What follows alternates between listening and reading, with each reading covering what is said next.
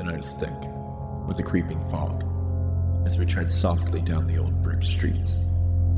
The dim glow of streetlights flickers, barely piercing the mist, as we're led deeper into the shadows.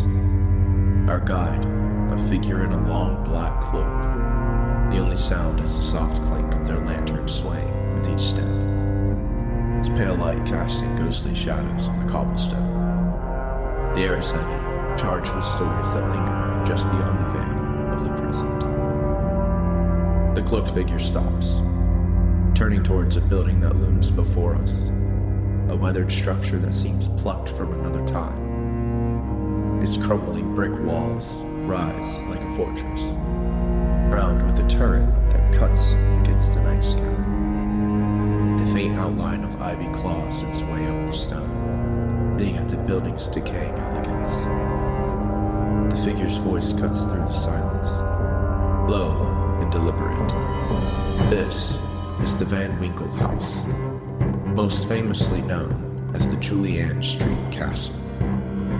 Their words hang in the air, echoing as if whispered by unseen souls. We stand there, transfixed, feeling the weight of history pressing in around us, knowing the tales that lie within these walls are darker than we could ever imagine.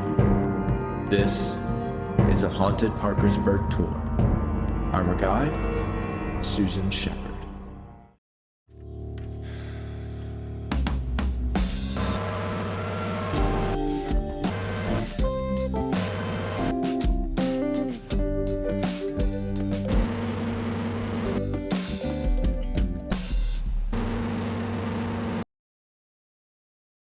I made the mistake of recording to the cloud one time, or two times actually, and that was some of the worst decisions I've ever made. So I did not record to the cloud, Aaron. You'll be happy to know that.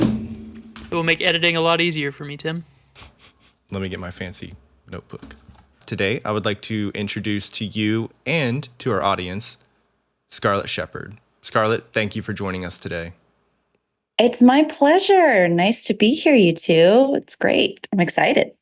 Yes, thank you for joining us. Absolutely. I was thrilled to get the invite. I love a podcast. Well, we knew with that name you were going to be an actress one day. Yeah, my parents kind of boxed me in there, didn't they? Dang it. How dare they? I've actually thought about that. I've been like, what did you guys think I was going to be? Head cheerleader with the name Scarlet? I don't know. It's just imagine it. They're like, yeah, we were just planning for that, hoping for the best. Yeah. So, Yeah. Scarlet, why don't you tell us a little bit about where you're from and, what you have been doing? I'd love to. I am from West Virginia. I'm from Parkersburg. I don't know if you two have ever heard of it. Maybe. We're all West Virginia boys here. And so I grew up in West Virginia. I lived there the first 19 years of my life. And then I moved to Chicago, where I went to college at Columbia College, Chicago, where I majored in theater. And almost immediately upon graduation, I moved to Los Angeles to be an actor, which had been my plan and dream at that point for almost 10 years. I think it was around middle school that I sort of decided that this was the crazy path for me. I couldn't think of anything else I wanted to do more. And so I've now lived here 10 years. So do the math. I'm getting old, but You're leveling up, is what it is. I'm leveling up. Yes, I'm a Pokemon. I'm just evolving. And I've been here 10 years, and I've steadily been working. I've been working not in the realms that I had hoped and expected, but in the sort of mostly in the internet space, which I couldn't have even imagined as a little 13-year-old at Van Deventer Junior High School. Like I didn't even know that was a thing. Let's go Blue Devils. Yeah. Go. So yeah, I've kind of become a working actor.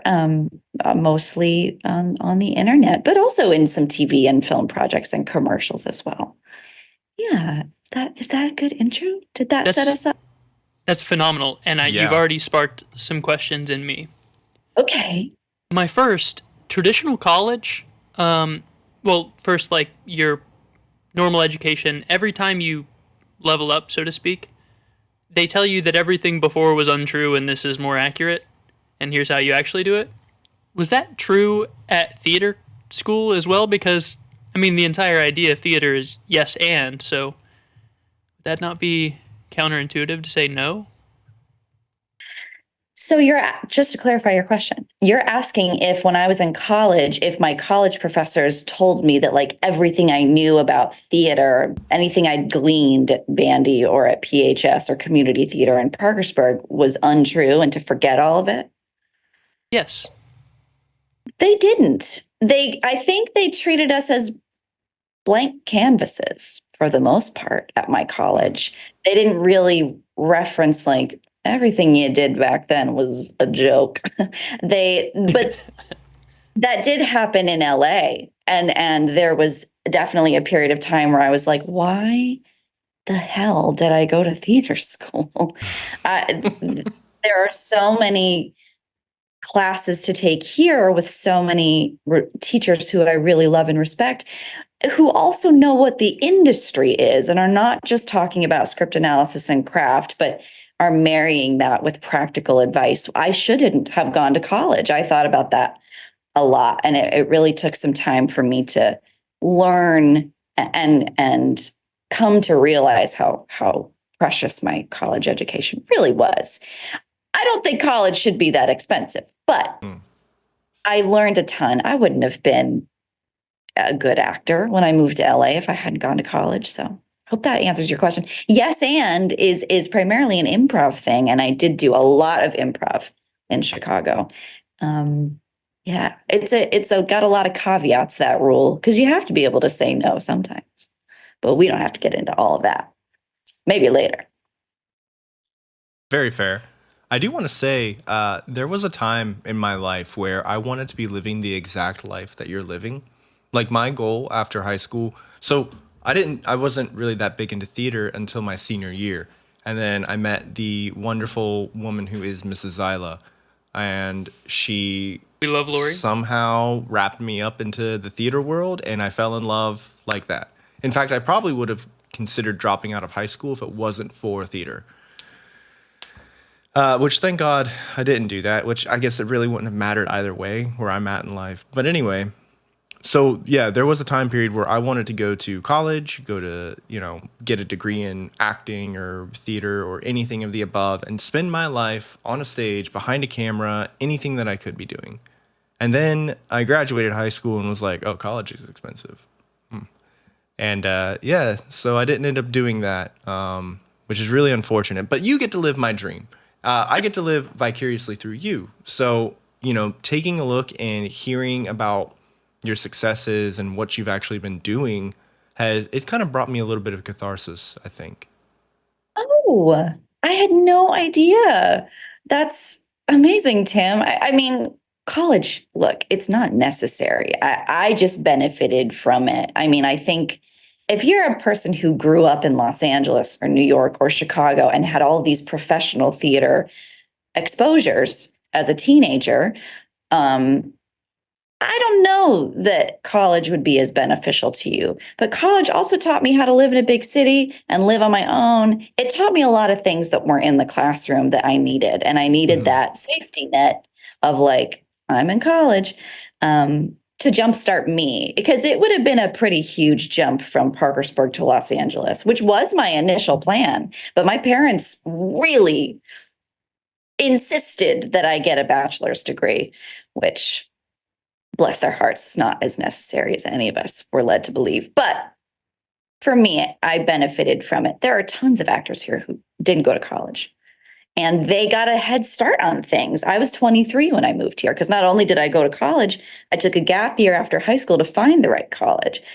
So 23, moving to LA, she's over the hill, And so A lot of people are like getting emancipated and going to auditions when they're 16, 17. So Yeah. I really grieved that for a while. So it was not without its drawbacks. So please don't feel that I'm living the dream. It was rocky.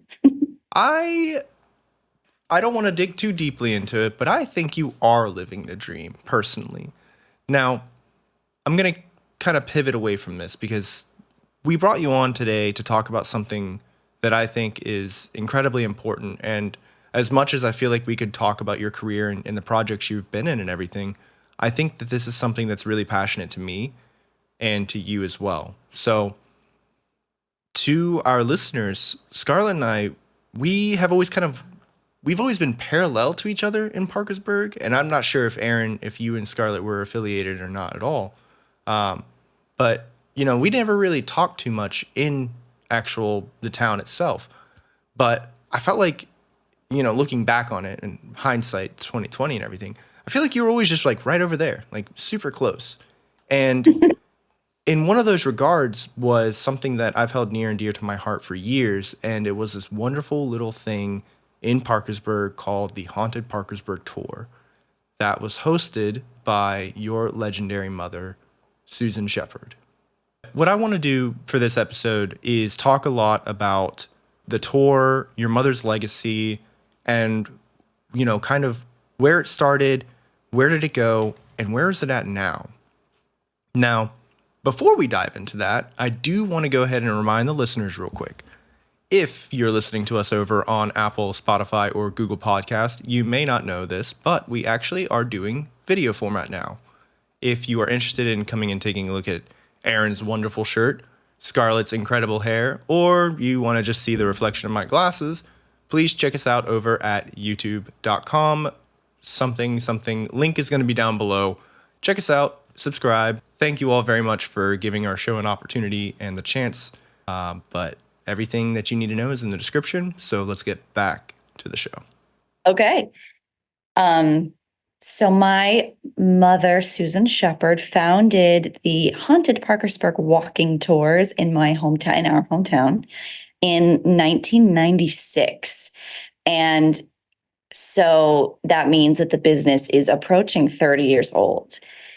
It is a roughly 2-mile, 2-hour walking tour that is history based with some really fun paranormal, supernatural ghost things piled, sort of layered on top of it.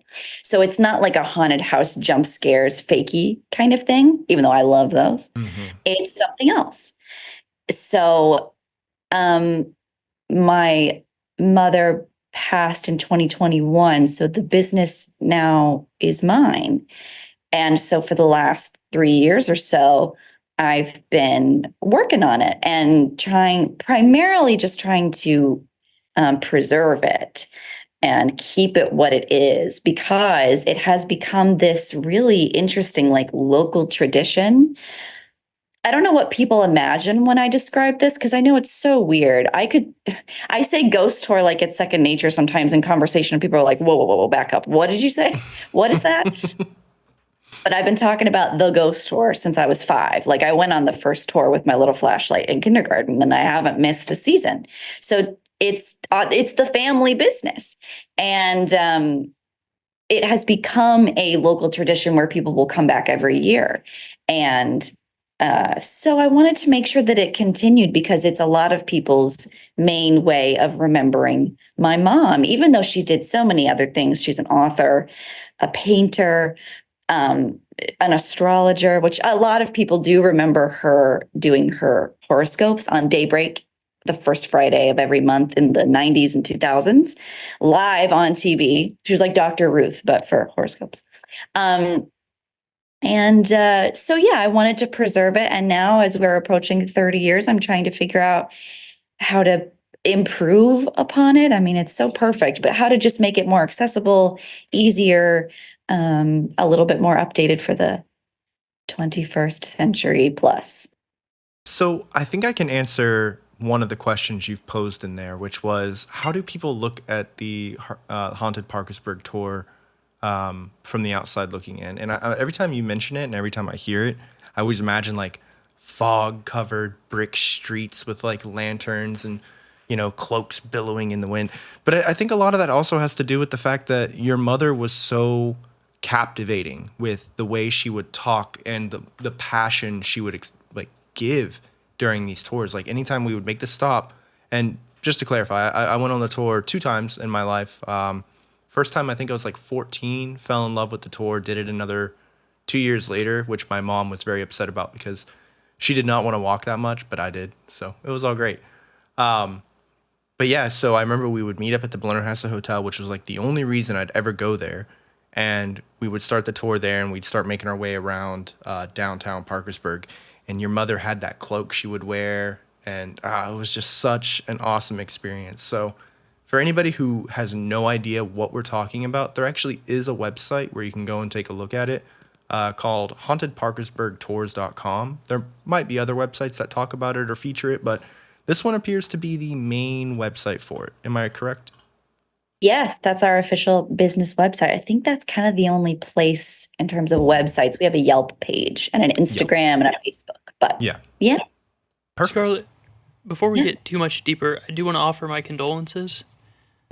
That's thank you. I can't imagine how difficult that is to go through yet.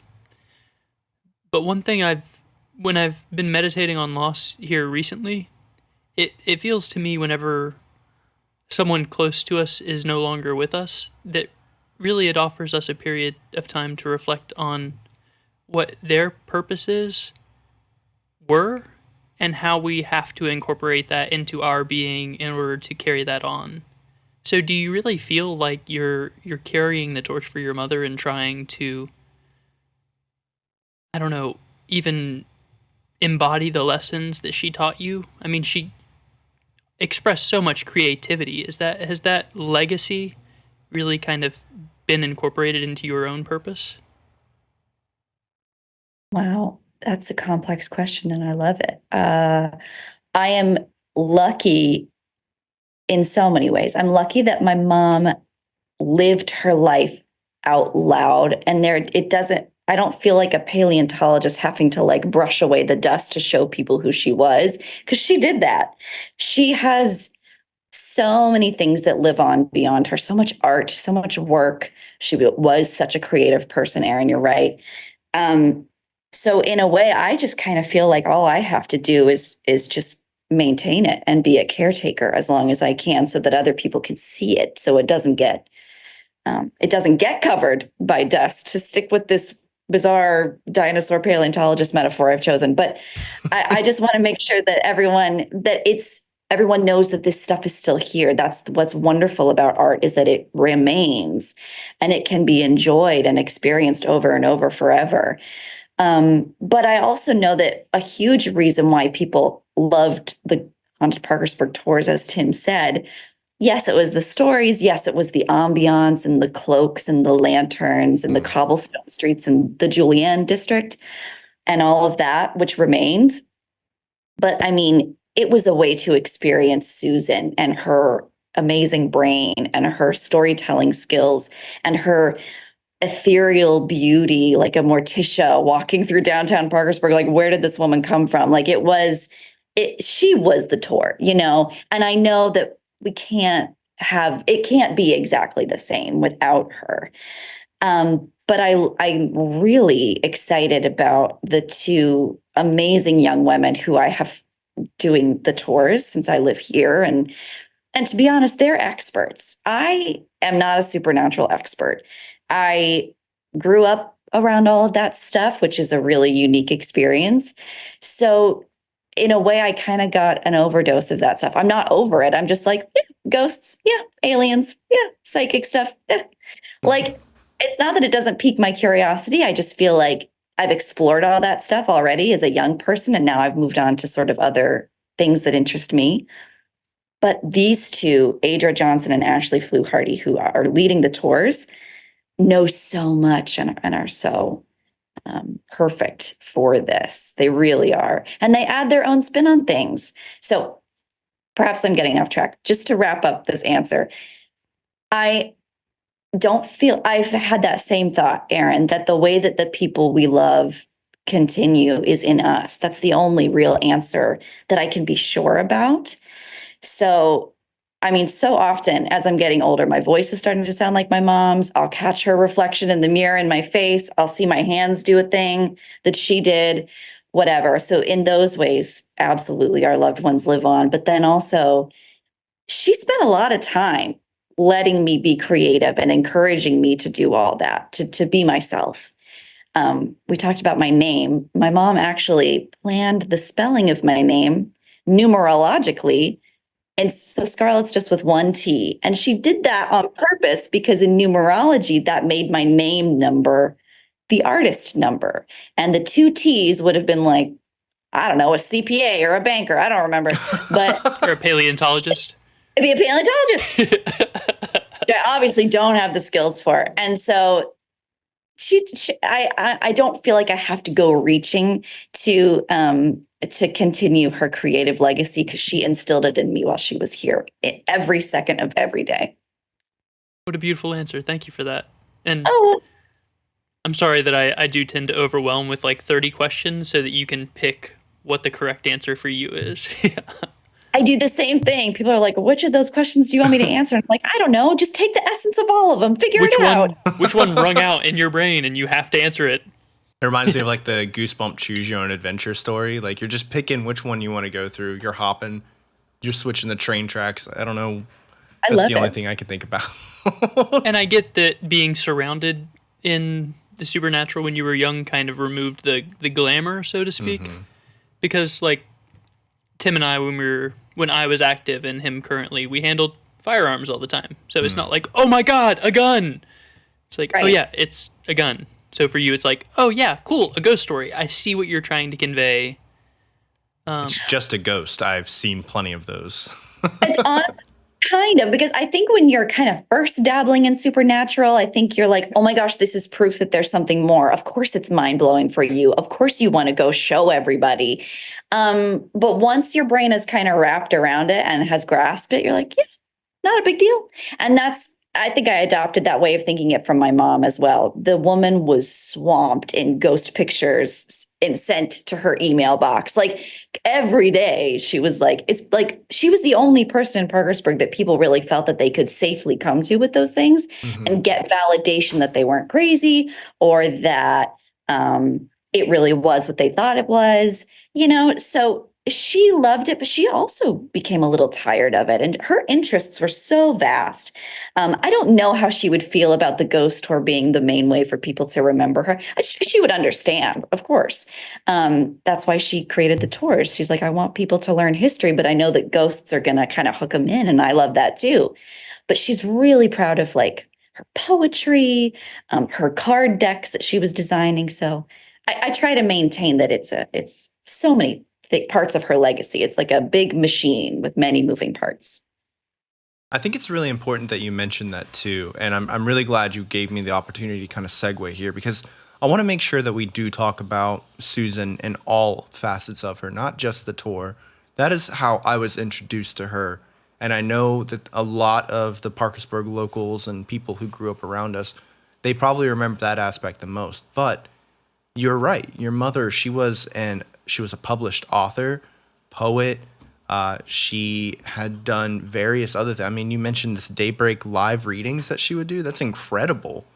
Nobody. Oh, yeah? I didn't know anything about that until you just told me. I want to go find to see if there's any of those recordings that still exist online so I can watch them. But I think there are a couple. There are, yeah. They're really fun. She's hilarious. She's like doing a little stand-up comedy routine and giving you your horoscopes. It's very fun. That is incredible. But I do want to talk a little bit about her books. So there's one particular book that I bought, Cry of the Banshee. And that one, it's kind of, I would look at it as more of like an extension kind of her tour because it explores the ghost stories and, anything around the Mid-Ohio Valley, which is awesome. But she's got books here, Black Moon astrology cards, Tangible Wisdom. Like, these look absolutely fascinating. The Witch's Runes, Glamory. Like, I don't know if you've like read through them or if they're super familiar on your mind, but can you tell us a little bit more about her writings? So, I think my mom grew up really wanting to be a poet specifically, which is such an interesting thing for like a kid to want to be. But she really, that was her one of her first loves. So, Glamory is her most recently published work. That is like an anthology of her poetry, and perhaps her only published book of poetry. Her poems individually, and sometimes two or three of them, are in dozens of anthologies of like Appalachian woman poetry, West Virginian poetry. That it's just they're everywhere. But this is the only place where you can sort of read them all front to back. And she was so excited about it, and I'm so grateful that we got it done there, kind of at the end. So the Glamory is always the one I want to direct people to first because I know it's what she's so excited about. So, and Black Moon astrology cards are it's a divination tool. So there's tarot cards that we all know, right? They have the Tower and the Three of Cups and all of that stuff. So that's tarot, but that format has now blown up into so many other divination tools, divination decks, where the cards can be whatever the author wants them to be, and then they write a little companion book to go with them. So the Black Moon astrology cards are like tarot cards, kind of, except that it's about astrology. So there's like Capricorn and Leo and Cancer, and then all of these sort of obscure astrology terms as well. Similarly, she has the Phoenix cards, which are stunningly beautiful, and her most widely published thing. The Phoenix cards are a divination deck all about past lives. So each card is like an era and a part of the world where you can sort of get insight into your past lives. That came out when I was I'm not even sure if I was born yet. It was either the late 80s or the early 90s. And my dad helped my mom lay them out, and they sent them off to publishers kind of as a team, and they're stunning. The witch's runes are all about creating runes from little rocks. My mom and I would gather rocks from outside of Gabe's, and then we would make runes, normal childhood stuff. And then, Of course. runes, I'm not an expert in, but they're another divination tool. And then what else is that? She has an astrology book, The Astrological Guide to Seduction and Romance, which she was commissioned to write by the publisher. And she was like, I don't really write sexy stuff. And they were like, well, give it a shot. And she was like, okay. And she really went for it. That was the book I was not allowed to read. Not allowed. We had a copy that I was allowed to read, but she had taken so many pages out of it that I was like, what's the point? Yeah, I'm not going to get the full story here. How to love a Libra, turn on a Taurus, and seduce a Sagittarius. That is what's on the cover of the Astrological Guide to Seduction and Romance. So, yeah, I don't know if I read it now, I don't know that it would seem that scandalous, but in my memory, it's very saucy. it was like, this is peak right here. Right. Exactly. She wrote horoscopes for 17 magazine in the 80s. So I think that was kind of her calling card, and publishers were like, oh, you write girly horoscopes. Yeah. Let's have you write this. We're going to commission you for this. And she was like, I want to be a serious author. And they're like, well, sorry. I would love to progress into your works, but first, since it was Susan's dream to be a poet, do you have a favorite verse or stanza or work or something that comes to mind whenever you think of your mother's poetry? I do, because she wrote a poem about me called Into the Visible World, which she dedicated to me.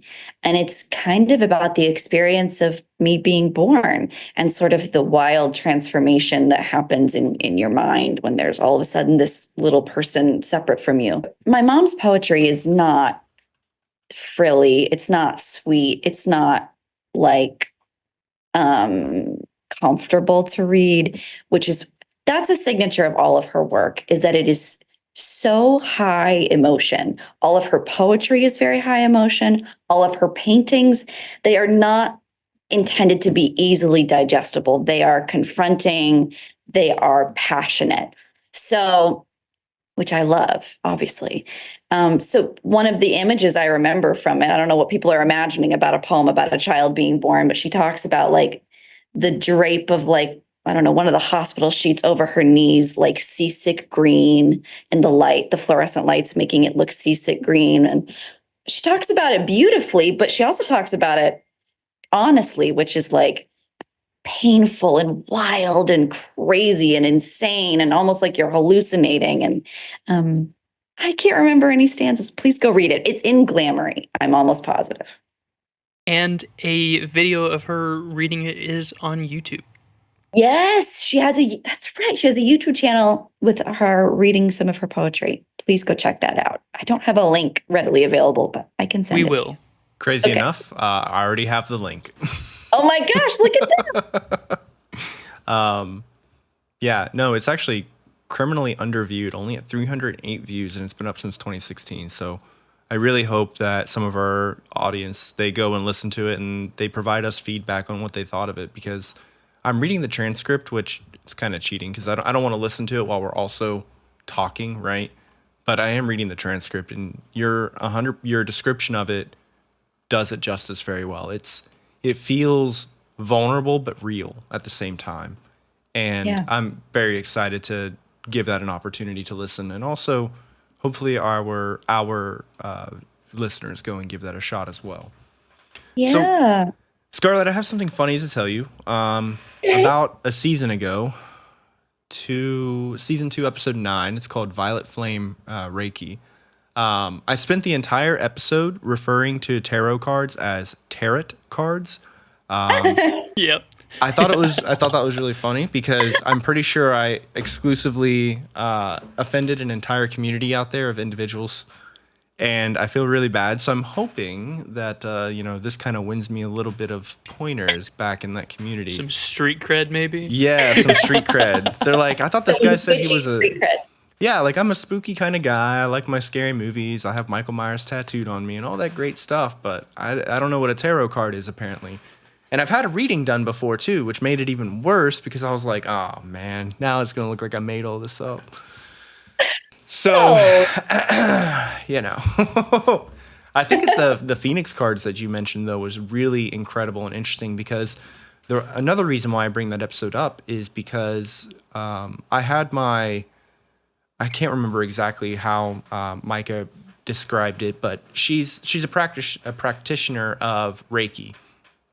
And essentially what it does is, if you don't know, it helps you unlock your parasympathetic nervous system and help you like kind of digest the energies that have been built up and everything.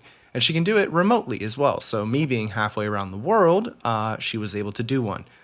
During which she also sometimes will do readings of the spirits that speak to her during the ritual. And one of the things that the spirits had mentioned to her was, or an image that the spirit had sent her, was a tarot card, the Wheel of, what was it? Wheel of Fortune? Wheel of Fortune? Yeah. Yes. What was interesting to me is when I had my fortune read to me a year or so prior to that, I also got the Wheel of Fortune card at that time, which I thought was really cool. And I never told anybody about that reading, so I was like, Something that came from it was I found out that apparently I have a massive karmic debt from my past life. So I'm kind of curious about the Phoenix cards now, and now I kind of just want to see if my past life is cleared or am I still paying that debt. So not sure how that's going for me. Oh, I'm curious now. I'm invested, Tim. I'm going to make sure I update you, and then if it's a good update or a bad update, I'll update you. If it's a good update, I'll let the audience know. If it's a bad update, they're just going to read my obituary one day. God. Speaking of invested, here I am on IMDb, and I've been swallowed whole by these credits. I mean, you have so many roles on here, and I'm not talking background roles. I'm talking named roles in credits. And even very recently, an appearance on The Brother's Son. Yes. So, I mean, I honestly don't know where to start. Thank you for being my first actor that I've interviewed. So can we go into some of these roles that you've been in? I know you have so many. Yeah, But let's. where do we even start? Oh, you pick. I mean, the brother's son was very, very small, but I just want to make that a caveat. Don't go looking for Scarlet because it's hard to see me. But I already bought it. I'm looking for you. One that stood out to us when we were talking pre-recording was Karmic. 3 years, 14 episodes, 3 nominations, 2 of which were winners. yeah, And you're one of the 3 main characters, per my Yes. understanding. yes, Karmic was my first and only venture as a writer, director, producer person. So it was my show, and which was crazy and fun and really hard. But so yeah, it was 2 other actresses and I were cast in this web series that didn't actually happen. But we had done so much prep work and had become such fast friends that we thought, gosh, we need to do something. And we still had the optimism of youth, and we thought, well, we'll just do something. And so I had this little scene I'd had to write for a school project that I thought I could maybe turn into a 10-minute episode. And there we went. We did a first season that it was just us. It was just me writing. It was just my friends all doing this for free. We made a series. We were proud of it. And then we had so much fun that we thought, well, we want to make a second season. And I was like, okay, but it's really weighing on my conscience to not be able to pay anybody, and to also be kind of limited by that as well. Like, where can we shoot for free? So we did a second season that was funded by Kickstarter, and that's the season that we submitted to a few film festivals, and we won a few. So yeah, That's amazing. The description here of the show on IMDb is, in a somewhat traumatic turn of events, 2 best friends offer up their couch to an eccentric and newly homeless yoga instructor until she can get her life back together. How much of that description is leftover from the project that you had initially worked on? none of it is really that. I'm trying to remember the initial project. I have a very hard time remembering the details of this. Was a very long time ago, but That's okay.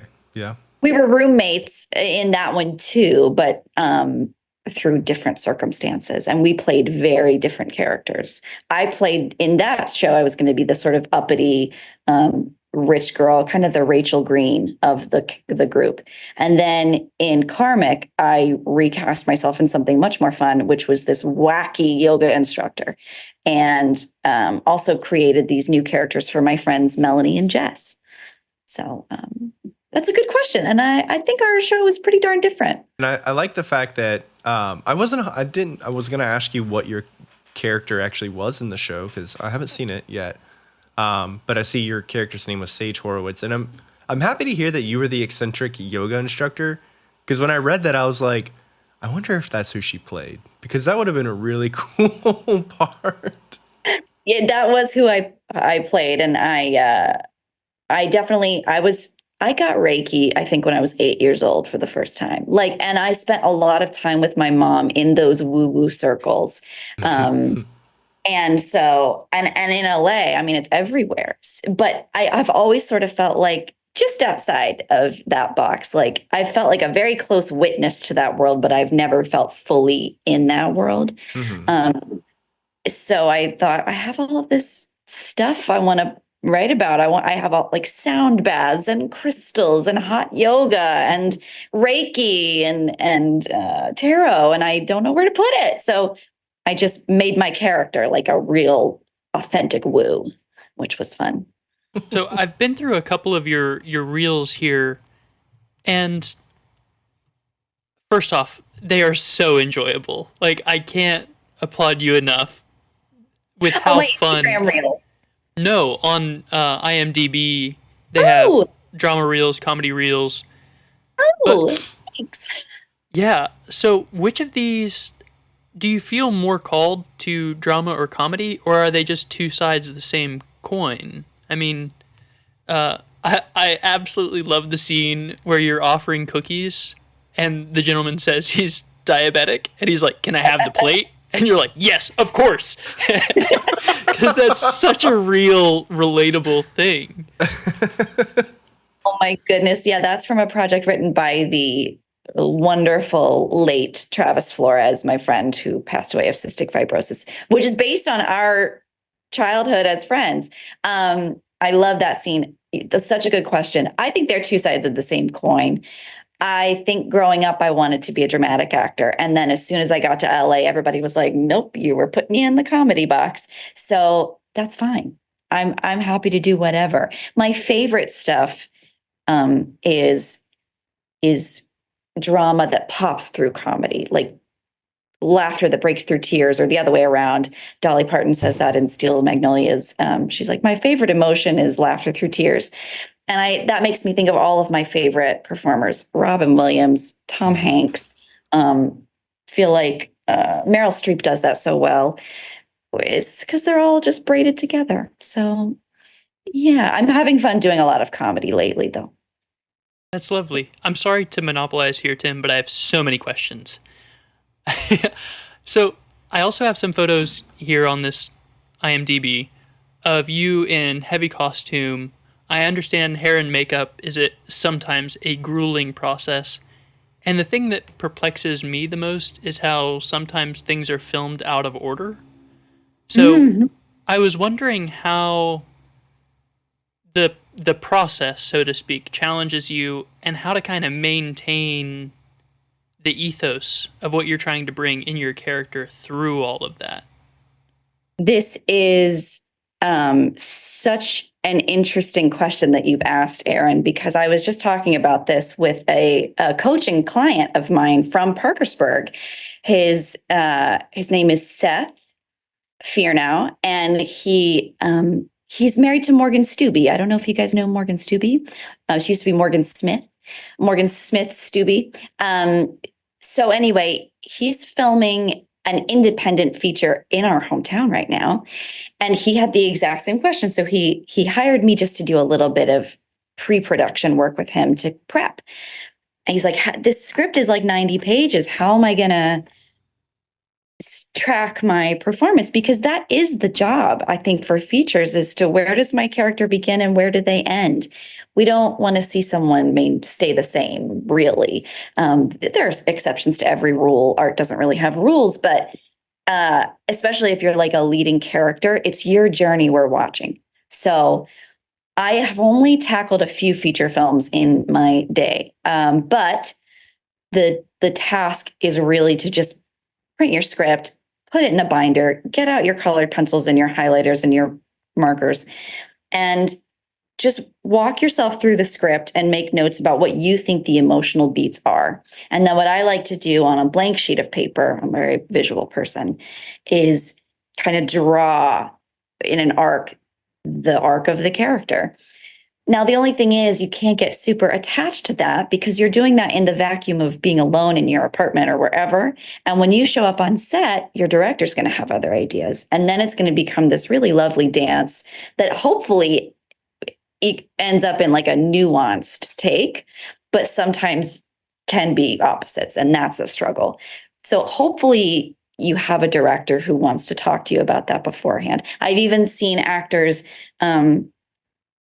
they will use like colored markers, and maybe at the top of every page in their script, maybe it starts dark green and then they switch to lighter greens and then it's blues and then it's yellows. And by the time they reach the final page of the script, it's like red or orange. So that's a little visual cue whenever they open their script to what they're shooting that day. Oh, it's a yellow day. Okay. So that means I'm about halfway through that arc between maybe angry and vengeful to accepting and forgiving or something. So it's a cool thing. I love it. It's very nerdy. And it's a great question. Thank you for asking it. That is such an awesome tool. I clearly I'm not an actor. I have no idea what goes on in the behind the scenes of the red curtain, but that's really cool that they use things like colored markers and stuff to mark what kind of like character or where they're at in their arc and everything. That's so cool. Like, it makes sense when you say it, but I always just imagine like, an actor getting a script and like sitting there and then they do one of these numbers where they're like, All right, got it. Like, that's kind of what I always imagine is going on, especially with like the big name actors. You throw them a script and they barely even look at it and they already got the character down. I don't even think Tom Cruise like reads scripts anymore. He just shows up That is and so does crazy. I was imagining Tom Cruise when you did that. I was like, oh, that sounds like something Tom Cruise would do. I mean, if he's doing Mission Impossible 12, he probably isn't breaking out his colored markers. He knows what the arc is. The arc is, I've never seen Mission Impossible. There's a bad guy, I assume, and he has to go get them. So, usually wasn't it a heist movie to start with or something? I think it's just Tom Cruise doing Tom Cruise things, like climbing buildings and flying jets over the Alps. Like Adam Sandler taking a movie just so he can go on vacation for the month or whatever. Smart man. There's a word that kind of stood out to me in your previous answer, Scarlett, and that was coaching. Yeah, I realized that maybe like around the pandemic when I didn't have a whole lot of sets to go to. I really love actors. I really have such a fondness for them. I became an actor because I love actors. I think they're the coolest, most amazing, sexiest, smartest people on the planet. I think their job is so cool. And I love them and I love their bravery to be vulnerable and to tell us stories about ourselves. And I could get very into the weeds with that. But I worry about actors and their hearts and their emotional lives and their mental health. And so I felt like I'd learned a lot all of a sudden. I was like, oh, I guess I've been doing this a while. Maybe not like teaching people how to be famous, not teaching you how to be successful or famous or make money. I certainly can't. I'm not super skilled at that, but I can offer some guidance on what the path might be for you and on ways to be in relationship to the industry that are not going to make you miserable. They're going to make you feel like a storyteller and really help you feel like the artist that you are, while maintaining a little bit of a business brain. So I decided to start coaching. And so I do that virtually. I also have done a lot of headshot prep, which I love doing because every actor hates a headshot session and I love them. I think they're so cool. And I was like, well, obviously I'm doing something differently. Maybe I can offer some of this joyful perspective to other people. So I've done some headshot stuff and I'm also an acting teacher at a studio here in LA. And I'm loving it so much. That's phenomenal. So my background is martial arts. That's the thing I delved into and really kind of found myself in. And something that a lot of people don't consider is you really kind of attain mastery through teaching, having to have such a firm grasp on it that you can explain it to somebody else. Have you found through your coaching mastery or evolution? Have you kind of turned into more of a writer, director, producer? Or are you just honing your chops? I think that I'm learning a lot from coaching, like, especially like that conversation about tracking the trajectory of a performance. I have never actually used that colored marker trick, but I was like doing some thinking about it and trying to come up with a tool. And then I found out that that is a tool that actors use. So by Seth asking me that question, now I have that tool in my back pocket for the next time. So I'm definitely learning. And when I'm teaching at the acting studio, which is where I'm in person with students and they're in front of me and we're working on a scene, it was real. The whole teaching training process was so fascinating because I just felt like while I'm teaching, I'm the third person in the scene with them. It felt exactly like acting. Exactly, because especially when I was a newer actor, there was a little part of me that was outside my brain watching, trying to direct me. But that can't happen because then you're not in the moment. So it was that constant push-pull. So it feels very much like acting. So I wouldn't say that I'm becoming a master, but I'm definitely learning. Rather than sharpening the blade, you're honing it. Yeah, for sure. Absolutely. And I'm still sort of new on this teaching journey. I've only been a teacher coach for maybe a couple of years now. And it's not like I'm doing it every day. I would love to do it every day. But I as I do it more, I'll have more information for you. I'll get back to you. So, can I hear a little bit more about these innumerable, as I have the number 28 sitting in front of me, innumerable credits? These projects that you've been a part of, which ones really stand out to you? Which ones have left you with lasting memories and friends? We've covered a lot of them already, but Karmic for sure is we bonded so hard on that set. Jess lives in LA still. Melanie moved to New York City, but Jess lives here and she just had a baby. They both just had babies. Aww.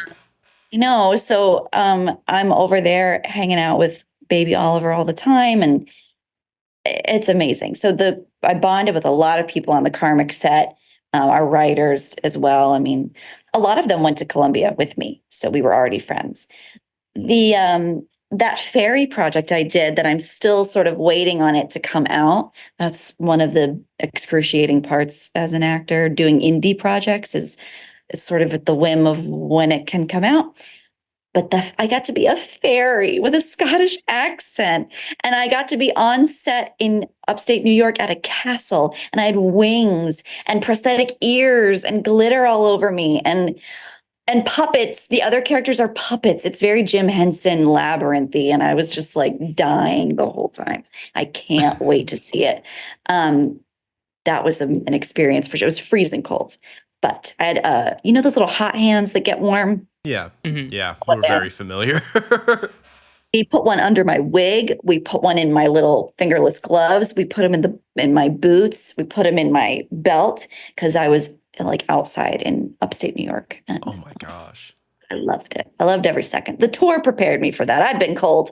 The ghost enough. tour. So that would be your representation of Finna in Welcome to Fairy Rings. Yep. Yes, Fenna. Yeah. There's She's got an purple incredible hair. photo of you on your IMDb page in your costume, and yeah, it looks amazing. That was like that was an actor dream for sure. To be that transformed is really fun, because most of the jobs are you're getting hired to go play yourself, which is great and its own challenge. It really is. But boy, wig, makeup, ears, wings, accent, come on. So yeah, that one's really fun. And Grease Live was really fun. I got to be in Grease Live as a background performer, but it was like very involved in like costume changes and riding on golf carts around the WB lot and going to get into my party dress and go do the hand jive and then go change into something else. That was a blast. And it was also fun because everybody back home could tune in and watch it. So it was cool to have that like communal experience because like things like Fenna, they might not get to see for a long time. Yeah, that is so cool. Grease Live, wow. I'm really jealous. I wasn't kidding when I said you really do get to live like in another universe. That's the life that I would hopefully have had if I had gone down that path. I'm pretty jealous, I won't lie. Tim, there's always time to start acting. Always. Maybe. When I get back to the one bird, Yes. yeah, have Seth hit me up whenever you need somebody. Yeah. Yeah. I do have It's a job you can do your whole life. Is just what I was going to say. Which is so cool about it. Yeah, you can be a 90-year-old. Everyone's going to need a 90-year-old in their projects. Do it. Well, us 90s kids, we're feeling that 90 years old coming very quickly. Yeah. So- Approaching. It's right around the corner. There are two things that you just talked about that I kind of want to touch on before we need to wrap, which I'm not going to be in control of that whatsoever because I could be engaged in this conversation the rest of the day.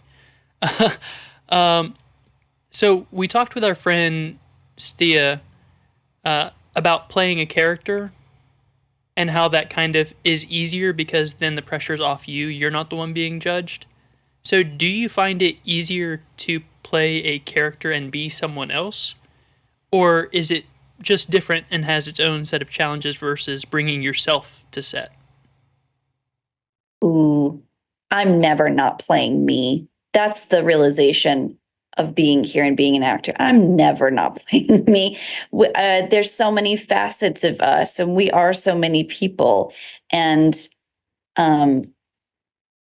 no, it's all equally vulnerable, really, because I can't just be creating out of nothing. I only have my body and brain and memories. and experiences to bring. And that's what's amazing. And I think really healing about it is when you are cast and being told, here's the story. We want you to tell it. We want your point of view, you, Scarlet. And it's like, oh, you want all of my weird stuff and anxiety and all of my like anger issues? Okay. If you want that. And then, yeah, I think you can only use yourself. Even if it's an accent and you got wings on, that's me. Who else could it be? Right? Yeah. That's Who else could it be? wow. Who would be? So second question before I lose track. Speaking of challenges, do you find it to be more difficult in the sense of, the classic tropes of man versus man or man versus environment? What is most challenging for you when engaging in these projects? Is it working with other people who have different ideas and trying to conform to the way that they kind of need things to be? Or is it whenever you're out there trying to be, this bubbly, exuberant actor and it's winter in upstate New York and you're wearing fingerless gloves? My challenge is neither of those. It is actually a trickier one, which is in order to be the actor I want to be, I need to be very vulnerable on set. I need to be very vulnerable. And the only way for me to be vulnerable, and this is probably true of all human beings, is when I'm relaxed and I feel safe and I feel comfortable. And it's not that sets don't feel safe, but it's that when I'm on set, I feel I need to be a professional. So the part of my brain that is like, you're on set, you're so excited to be here, be a professional. That's not a vulnerable headspace. That's a contained, do a good job headspace. So my task these days has been somehow neurally connecting that professional part of my brain with, yeah, but that's my job, is to be vulnerable. It's just very hard to access tears or like, there's so many other things other than tears that are vulnerable. But to give you an idea, like it's hard to cry in front of a bunch of guys who are grips, who have like beanies on. I've never met them before. And like, it sounds so obvious to say, like, of course that's the hard part, but it is. And it continues to be the hard part. And I have huge respect still for what actors do. And it's never easy. It hasn't gotten like perfectly easy for me, even though I've gotten to do all this cool stuff. It's still a really hard job. Even having fun, it has to be incredibly difficult whenever you're trying to be professional. And I do think that's probably where a lot of the magic comes from is being able to engage in play while working. Yes, I think I'm a little better at that because improv really teaches you that. And I've gotten to do a lot of improv. And probably the humor and the fun feels a little bit safer to me. Even though I like to think that I'm so vulnerable and honest and authentic, I'm like, okay, but you have to tell your body that you're safe enough to be vulnerable. It's really like a physiological thing. I think that's very fair. It's funny, whenever you mentioned tears and you were like, and I'm sure there's something else, the first thing that came to my mind was like a genuine laugh. Like I feel like you see it in more specifically lower budget productions and stuff like that. But whenever people are doing a laugh, it just doesn't feel like an actual laugh. Like a people tell me I have a very fake sounding laugh. I don't know why. That's just how I laugh. But because all my laughs are genuine. I've never faked a laugh in my life. But being open or being vulnerable. Sorry, open and vulnerable is where we're at for the show. Vulnerable in general is where we're at for acting. But the concept of being vulnerable in order to access those harder to fake emotions, crying, laughing. I'm sure there's a reason why screaming for like the scream queens, quote unquote, like those are things you have to tap into a raw thing, a raw emotion, and you have to be able to experience that. That's got to be so difficult. Yeah. I mean, I was hanging out with a friend recently and he's very funny and I laughed so wildly. And he was like, you have such a great laugh. And I was like, no, it's like a witch cackle. And he's like, but you can tell that you're not thinking about it. Like, it's just very raw. And that is all Susan. That like witchy cackle. That's it's very like Appalachian thing to do. I think just I don't know. It's she definitely gave me the confidence to feel like I could just like let loose and wildly be a hyena when I laugh. And so I hear her a lot in my laugh to sort of bring it full circle now that you mentioned laughter. And so even though she's like this serious witchy lady, she's such a goofball and so like such a jokester as well. And I feel really grateful that I got to see those sides of her because those aren't the sides that people really see. Sorry, I just went totally to back to that topic, but No, I think that's incredible, and it's a very great opportunity for me to mention this as well. But so the reason why we even sat down to have this conversation initially is because I saw you make this post on Facebook, and it really like struck a chord with me. And bringing it back to Susan and your mother here, I want to know before we sign off here very shortly, what are some things that you're working on, and tell me about this project that captivated me so much. yeah.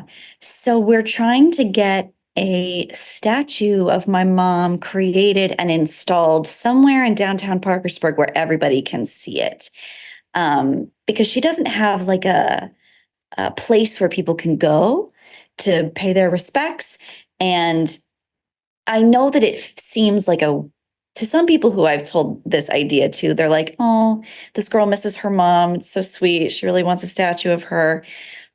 She, and that's true. Of course I do. She's a unique cultural figure for not just our hometown, but kind of all of the Mid Ohio Valley and West Virginia.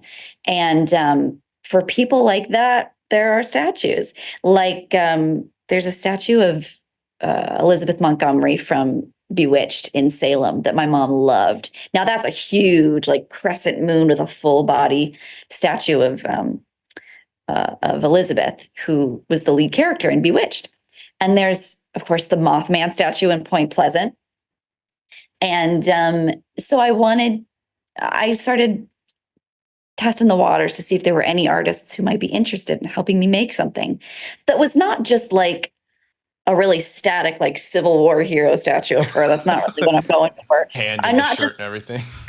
right, horse in the background, like almost like Actually, half keep dehydrated. the horse. Keep the horse. Keep the horse. I would love a horse.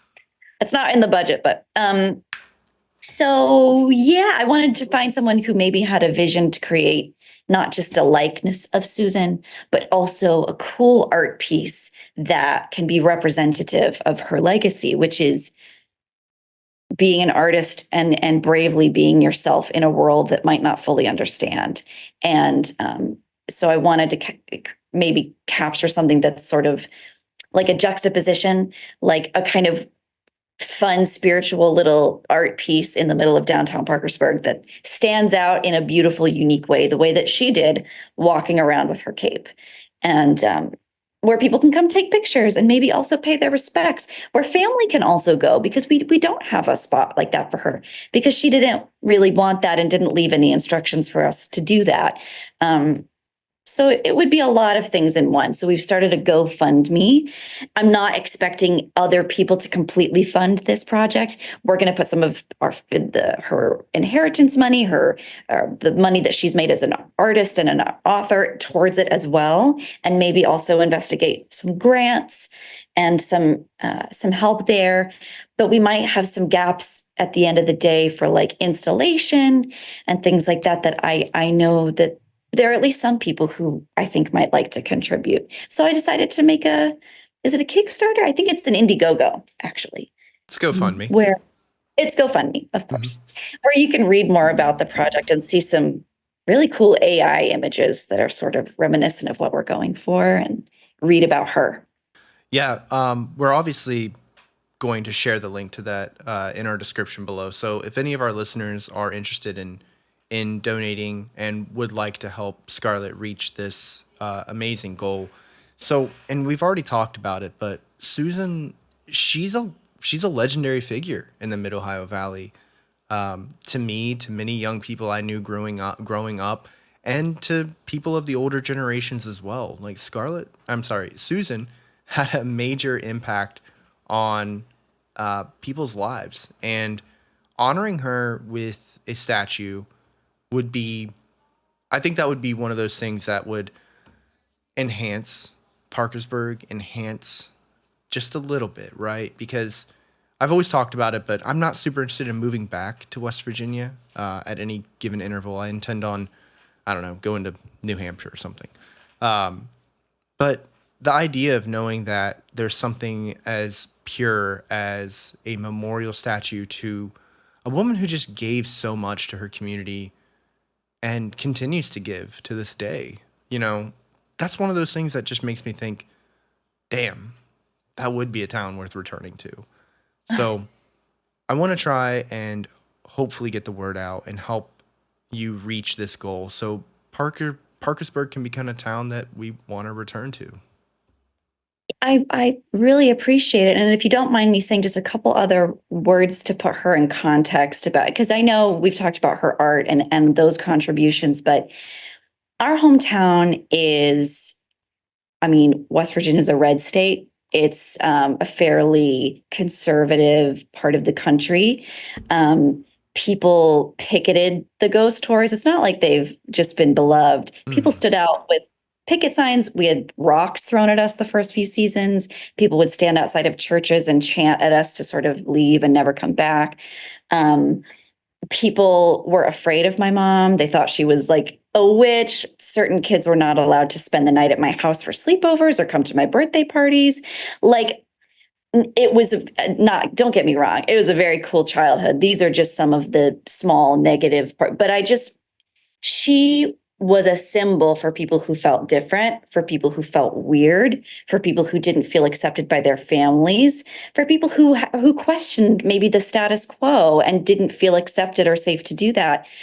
My mom, her tours, her house, her poetry group meetings, her seminars she would do became a community for people who didn't feel they had another place to go be themselves. And so in addition to bringing so much tourism, the Blennerhassett Hotel was always beautiful and historic, but it is now a site where people come to do like Travel Channel supernatural investigations. That would not have happened without my mom. The ghost stories are real, but we needed someone to herald that attention here. Parkersburg needs tourism. It's a tiny town. It used to be a factory town. The population has dipped so much in the last 50 years. No young people live in Parkersburg really anymore. And so she really did a service for our hometown. And I think she deserves a place to be remembered specifically for that. And I really hope that we can make this statue come true. The artist, Jamie Lester, has a beautiful concept, and he's a really cool person. He's a West Virginian. So thank you guys so much for having me on and giving me a chance to share the story about it. Because it's honestly, I feel like once the statue is done, it's not that I'm going to finish. There's other things we want to do, scholarships for artists from Doddridge County High School, where she went to high school. We want to do all sorts of things. But the statue feels like a bookend it feels like I will be able to rest a little bit and feel like her legacy is a little bit more solid, if that makes sense. I full-heartedly believe that West Virginia's destiny is to become a place of healing. And in order to heal, we have to feel safe. And it's not until we feel safe that we can really engage with that creative aspect. So I think this is an incredibly important project, and I cannot wait to see it complete. Same. Thank you. Thank you, Aaron. Thank you, Tim. Oh, it's cool that you think it's so cool. And not only that, but all of your projects, your endeavors, the Karmic, which you created and starred in, the upcoming Welcome to Fairy Rings, your coaching, all of these things are incredibly exciting, and we cannot thank you enough for coming on our show, which is still a little indie project that we can't pay our guests. Sorry. Oh But my gosh, no. this has been an amazing conversation, and we will be forever grateful for you coming on and joining in with us on this. Thank you guys. I'm going to keep following this podcast and watching all of these very cool episodes you have coming up. And if anybody's like curious about what I'm doing, it's all on my Instagram. It's all. And I'll be around. If you guys ever want to come on a podcast of mine, I kind of have one of those in the works. And I'd love to have you because I want to ask you a million questions now. Deal. I'm Yeah. retired. And I make time for this, so it makes sense. Scarlett, again, thank you so much for joining us. And I want to give a huge thanks to all of our listeners for getting to this point in the episode and listening through. I hope what Scarlett has told you about everything in this episode rings a bell with you. And check out the description below for all the links to everything we talked about. The GoFundMe for this statue, Scarlett's website, where if you're interested in having her coach you, she's got plenty of information there about it. We'll include her Instagram and anything else that Scarlett can provide to us to get you connected with her. So, again, thank you, listeners. And if the only thing you can leave is caring, thank you for doing that. If you feel called to do more, we have a Patreon, we have t-shirts. Bada bing, bada boom. They're f***ing awesome. If you want to share and collaborate with us, you know how to do it. You can find us everywhere. You can shoot us an email. We're so happy to engage with all of you, especially on our new Discord on YouTube, which Tim has been working his ass off getting updated and up to snuff. So thank you. So, real quick, our podcast is for entertainment purposes and cannot be substituted for professional medical advice. If you need help now, please call 911 or you can call or text 988 for immediate intervention. Be good to yourselves and each other. We love you.